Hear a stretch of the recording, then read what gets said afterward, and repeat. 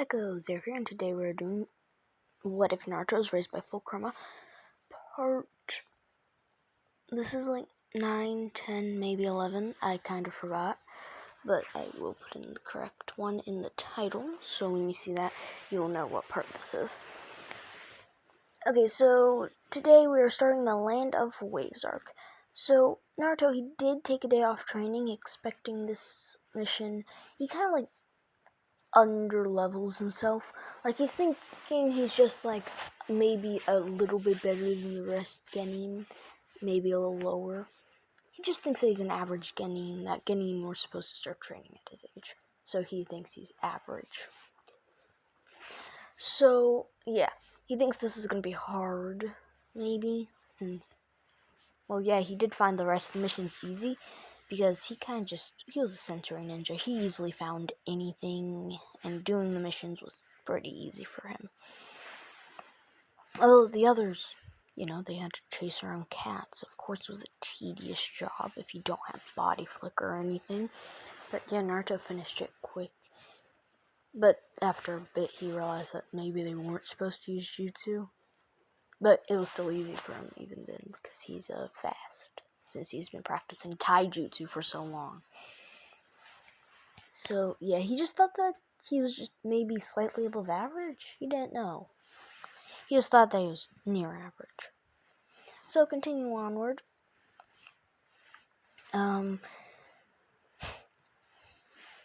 Naruto, he has his very few things back. As in, he has a change of clothing. He did buy a little bit of food, since he was able to get... Still no shops will let him really in, but he was able to go to Ichiraku Ramen and get some leftovers from there. Since, seriously, he didn't want to steal, trying to be an upstanding citizen here. Okay, so continuing onward, what happens now is Naruto meets up with everybody else, and this time Tazuna does not have no bottles of drinking, no alcohol, so Naruto really just is a lot more lax, let's say. And going onward, they make it over to the puddle, and of course, Kurama, he kind of just notices the puddle, tells Naruto, who's not really paying attention. And of course, Naruto's just like, oh, okay. And he expects everybody else knows it's there.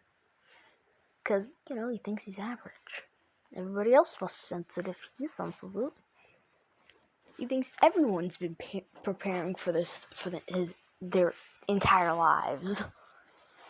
Yeah, so then once Naruto got into the puddle area, of course, he just let Sasuke take them out. Because he knows Sasuke's egotistical, and he knows that Sasuke should be able to do it easily, no matter what. And Kurama, he doesn't bother to correct that Naruto's actually above Genin. He might be high-tier Chunin, low-tier Chunin. He's somewhere in the Chunin level. Not Jonin just yet, even though he's like S-rank jutsus. Whatever. Anyway, so then Naruto goes around, and they kind of just ask them why the entire thing about Tazuna, and once they find out the entire truth, Naruto's like, I knew there was something up. But he doesn't really say that out loud, he just thinks it in his head. And, of course, continuing onward, they decide to keep on going since, well, Naruto never got stabbed. He never had to do that entire kunai, woohoo, let's continue, whatever. Instead, he just continued. They were actually fighting, and, Sasuke was trying to keep on going, and Naruto just thought, okay. And he just said, well, technically, Sasuke could take out these two on his own. I'm pretty sure that the rest of us could do the same. And Kakashi's convinced by this, but Sasuke's like, wait, you guys...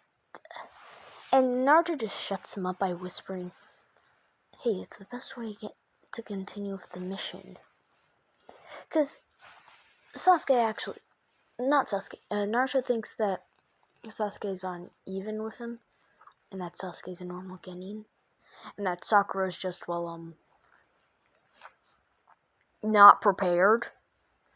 That she didn't commit to this life, unlike every other genin.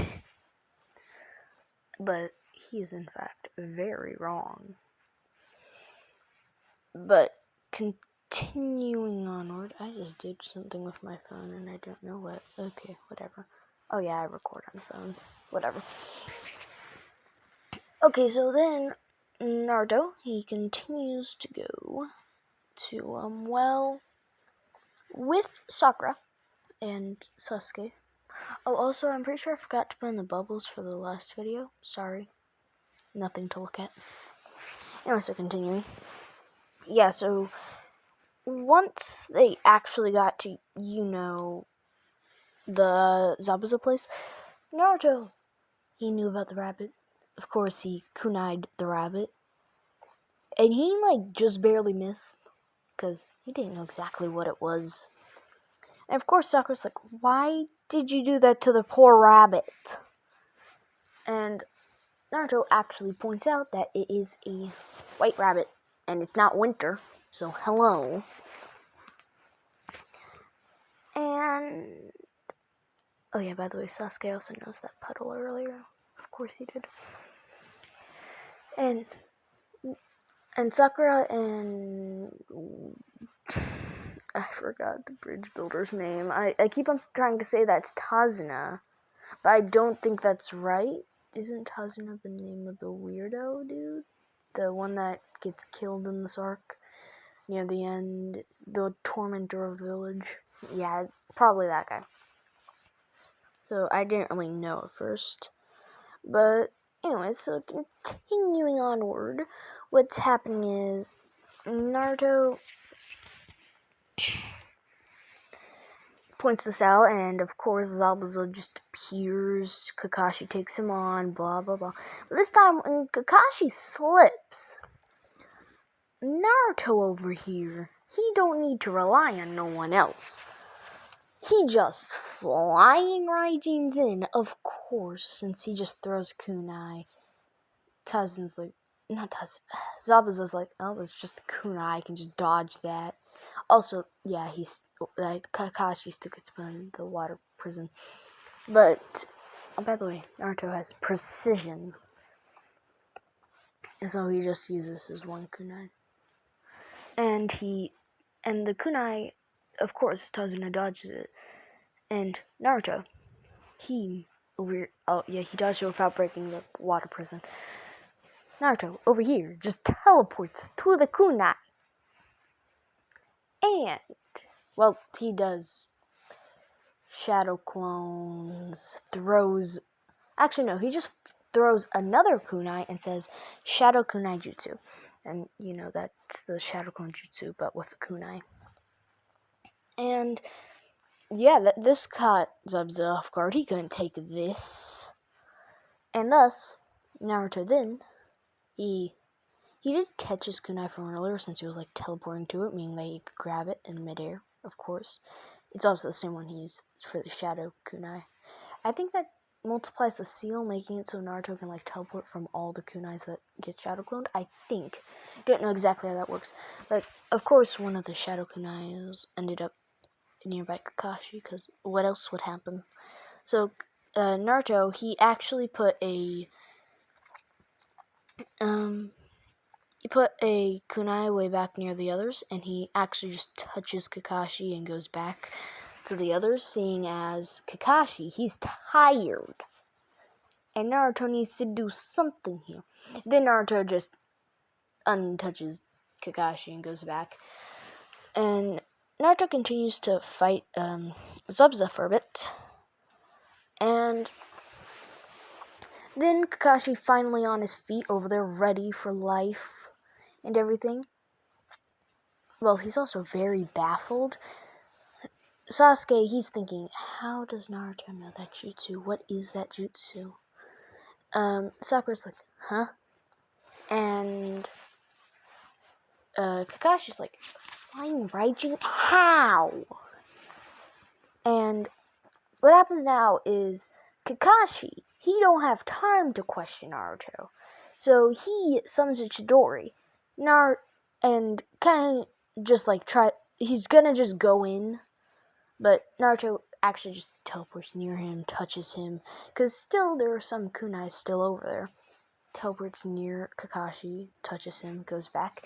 And Kakashi ends up nearly Chidoriing Zabuza, but then the Senbon hit Tatsuna in the points, and he's half dead. So, yeah, that's where I'm going to end it for now.